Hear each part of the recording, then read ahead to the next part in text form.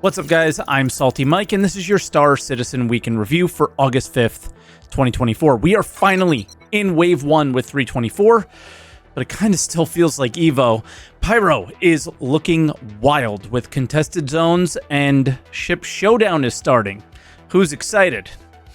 Not me. All that and more on today's Week in Review.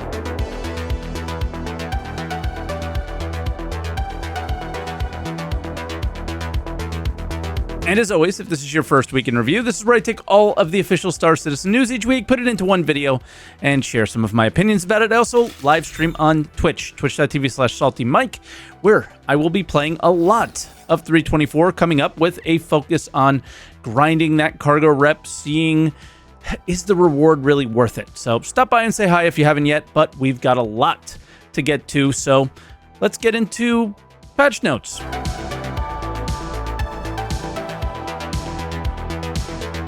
All right, we had a few patches this week, and we're going to start out with Tuesday's EVO Kadi patch. This feature update is about ultra-wide, and it's actually kind of funny because I think it kind of broke everything else. Have you noticed in Wave 1, playing on 1440p or bigger, the icons in the inventory UIs are huge now.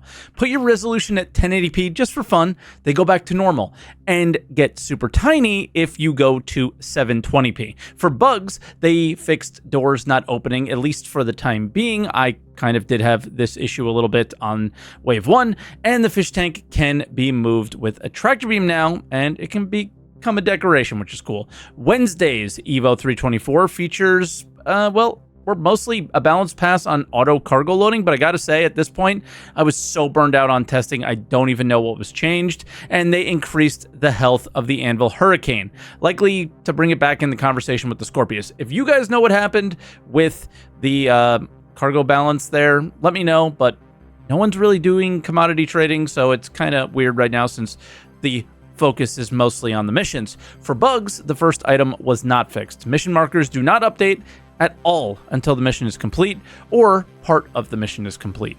But the second part is actually huge. Alt and Control keybinds have been impossible to do for months, and they finally fixed that. Thursday is what brought Wave 1 324, which is cool, but instead of providing a large kind of patch update post like they usually do with all the feature changes for people that are just coming in to test, to kind of like know what to do, they sent this out with 0 feature updates, some known issues, and a few bug fixes. So that was super weird and different. Obviously, the EVO patches have been public for a while, so it's kind of expected, but not, because when they go to live, they're not going to do that. So I don't know. Oh, and this was fun. They completely removed the testing focus around cargo commodity rebalance. It's just gone. Galactapedia responded saying that the cargo balance is done for 324 and it's not for testing focus. This was like a weird blanket statement, but they also told us that we'll hear more soon. So looking forward to hearing more, but I'm gonna guess that we won't hear much about it, but I don't know. As for my experience, I saved the rep grind for Wave 1 and I actually had a lot of fun. This patch I played for 8 hours straight, and at the very end, I had my first crash. I did deal with a lot of bugs around armistice zones, hangars, cargo missions, and freight elevators. It's going to be a long time before this is a smooth experience, but in general, the mission flow, choosing a route that makes sense, maximizing your rep grind and money grind, it's there and it's fun. And kind of, I made it to member rank, which provides up to C2 level missions, but they don't pay that well, and they're mostly kind of moving the commodity waste, which is kind of boring. So more grind to come. Again, check out the live stream if you haven't yet. Friday's Wave 1 patch. This is the patch that we're going to be on while this video is out, basically, or when it does come out. You might see this video later, but it was/is a mess. Tons of client crashes on Saturday, seemed to be fixed on Sunday, and yeah, tons of server recovery issues, which causes tons of other issues on top of it. You lose your mission, you lose rep, maybe. I haven't lost rep with it, but you lose your time. You have a bunch of boxes now you got to get rid of that you can't do anything with. And yeah, I made 0 progress during this update, and I'm kind of stuck on that member area where I can't make any progress forward because of all these issues. So I would wait until they do another update before attempting to do grind for more missions and just kind of do what you can and help out. As far as feature updates, they're still doing a lot of work to get many ships to feel good in atmosphere, and I've heard the Starfare flies like an arrow now, so have fun with that one while you can. And yes, the patch is rough, but they fixed 2 really rough issues that kind of have been a problem this whole time. Search didn't exist, then it didn't work. Now it kind of works. Cargo doesn't get stuck on the cargo grid anymore. This was a really big problem in EVO, so that's good. There's also some feedback threads. So like any Wave 1 patch, all of the feedback threads are open, and you can provide a bunch of feedback for the issues that are in the game, or things you like even. I've kind of been feeling that these are going to be pretty hijacked by people that don't like to move boxes, but yeah, so feel free to give them some feedback on things you like as well.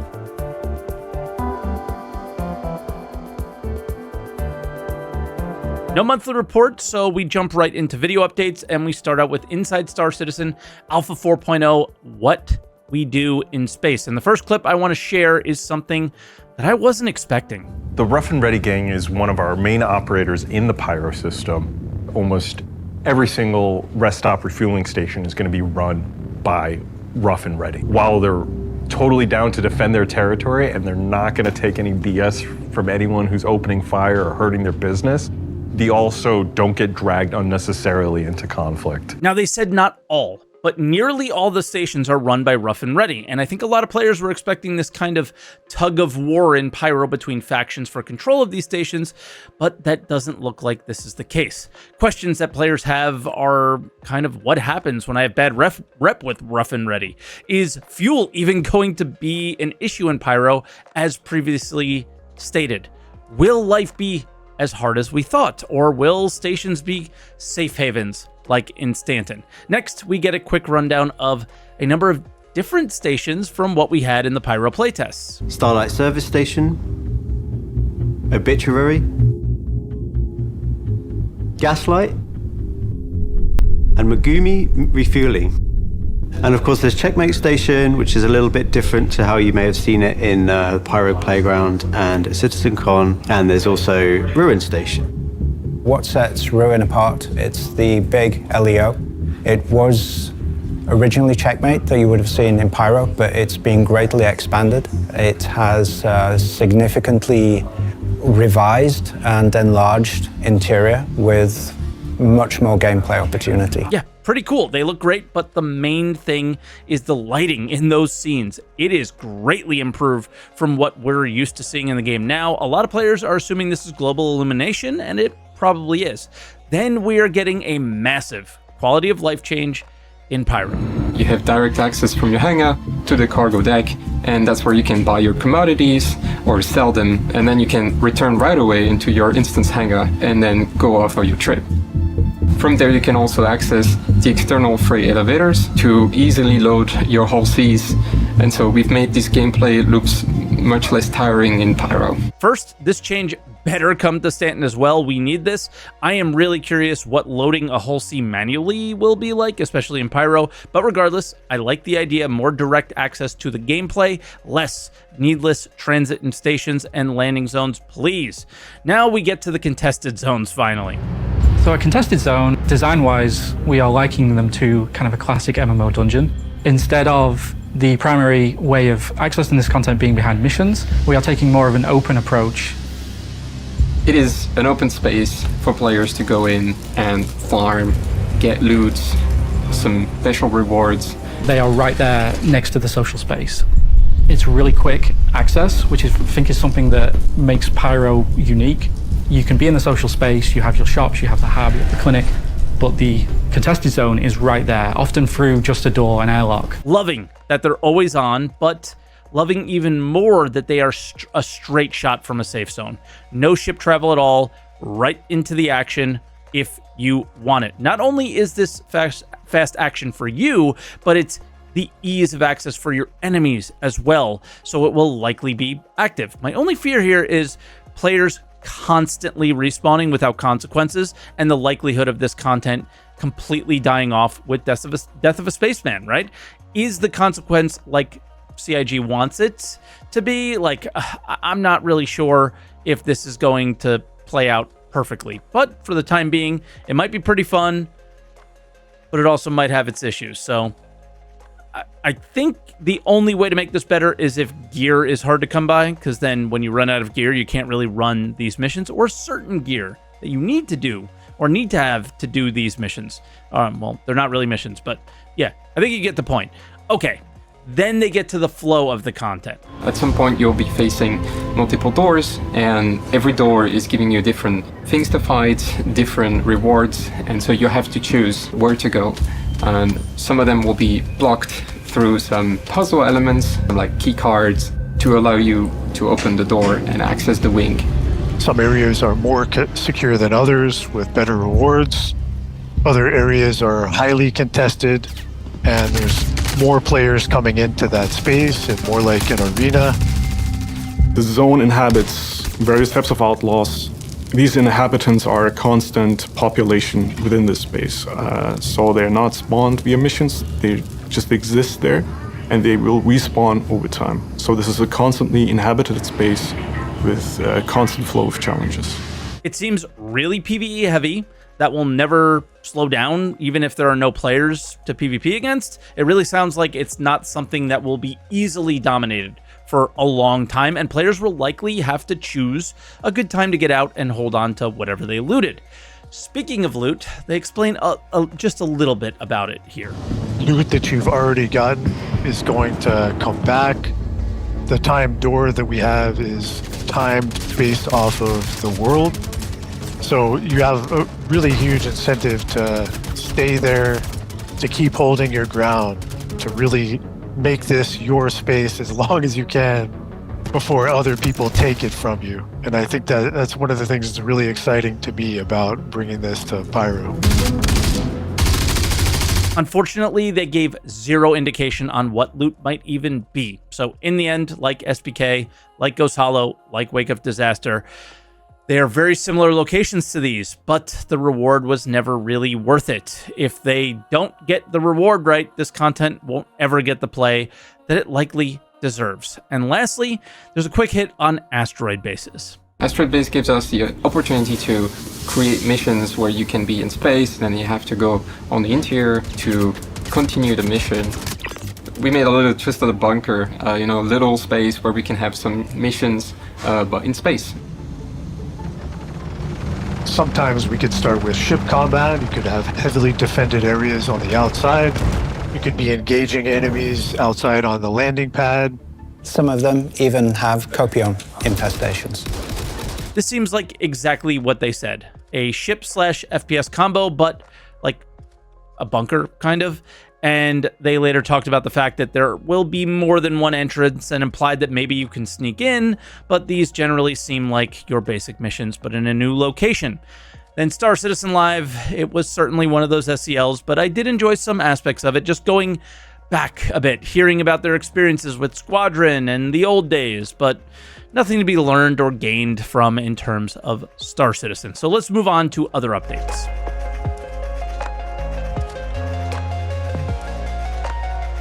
Starting out with the sneak peek, looks like the Missile Bay and the Polaris to me, so not a ton to add here. As predicted, expect most of the sneak peeks to be sneaky marketing to stir up excitement for people to buy more ships, with the IAE coming up. Dev posts. All of these are from Zach, who is focused on FPS stuff as well as AI, and he starts out with bosses. They don't want to do the really bullet spongy enemies that people are concerned will be a thing, right? He even said something about Division 2, like they don't want that kind of content, right? But yeah, they also want the AI to use ground turrets, and yeah, the more they are probably saving, I think we're going to see more of this stuff at CitizenCon. That's just the vibe that I'm getting here. And in that vein, he said NPCs can use railguns now, probably internally. I doubt that we're going to see that in the .24 patch, and they should lead to more interesting missions where maybe we can't land as easy. And for NPC snipers, they are not like us because they don't have glint for now, and their accuracy is really low because of that, and they gave them the lowest damage snipers for this reason as well. So yeah, then they did a Foundation Festival org spotlight, so they posted an org spotlight for the guide system event or whatever, and if you don't have an org, you can likely find one there. And maybe you can even find mine. For the Galactapedia, the main article is about Shubin Interstellar, who deals with all the mining stuff, gear, everything. And then you can find it in Microtech. But if we start to get larger systems or the game gets just bigger, we might see more of Shubin Interstellar at a bigger scale, maybe, is kind of what's being implied here. And most of the smaller articles were about ships, so nothing too exciting there. But this one stuck out, a little law update kind of from the lore. Ship Showdown is the last thing, and it has begun, but with a weird twist this year. The voting will not just be about who can get the most alt accounts to upvote their cake that they made or something, but part of the voting will be based off of how much ships are used in the PU, based on kind of CIG analytics, which I think is cool. So get out there and use your favorite ships. Oh, and something I completely forgot to add, so we are just throwing it in here.